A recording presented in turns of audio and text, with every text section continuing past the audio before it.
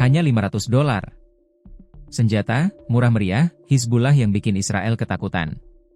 Dalam perdebatan Israel seputar front Lebanon, drone tidak lagi sekadar senjata pendukung atau alat pengintaian, melainkan kini digambarkan oleh media Ibrani sebagai salah satu ancaman paling membingungkan bagi tentara Israel. Selama beberapa pekan terakhir, pembicaraan mengenai generasi baru drone bunuh diri berukuran kecil yang beroperasi melalui serat optik alih-alih bergantung sepenuhnya pada FPV, nirkabel atau sinyal navigasi tradisional, yang menurut perkiraan Israel sendiri, mengurangi efektivitas gangguan elektronik dan memberikan operator kemampuan yang lebih tinggi untuk mengarahkan drone hingga saat terkena serangan.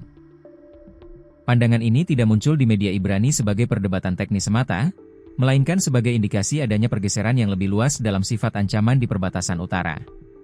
Yang paling menarik perhatian dalam liputan media Ibrani adalah bahwa ketakutan Israel tidak hanya berfokus pada ukuran drone-drone ini atau muatannya, melainkan pada cara pengoperasiannya. Al Jazeera melaporkan pada Kamis, 16 April 2026.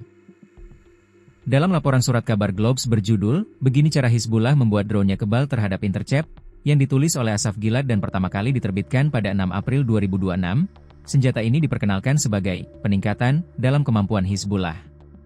Ini karena drone tersebut terhubung dengan kabel serat optik yang memberinya, menurut teks tersebut, perlindungan penuh dari upaya intersepsi melalui gangguan sinyal.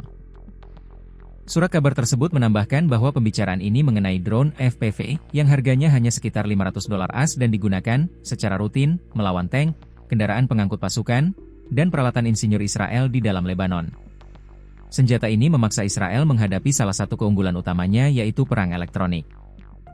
Ketika gangguan sinyal menjadi kurang efektif, tantangan berpindah dari upaya memotong sinyal menjadi upaya pemantauan dan intersepsi melalui tembakan langsung atau sarana pertahanan lain, yang lebih mahal dan kurang terjamin saat menghadapi target kecil, cepat, dan terbang rendah.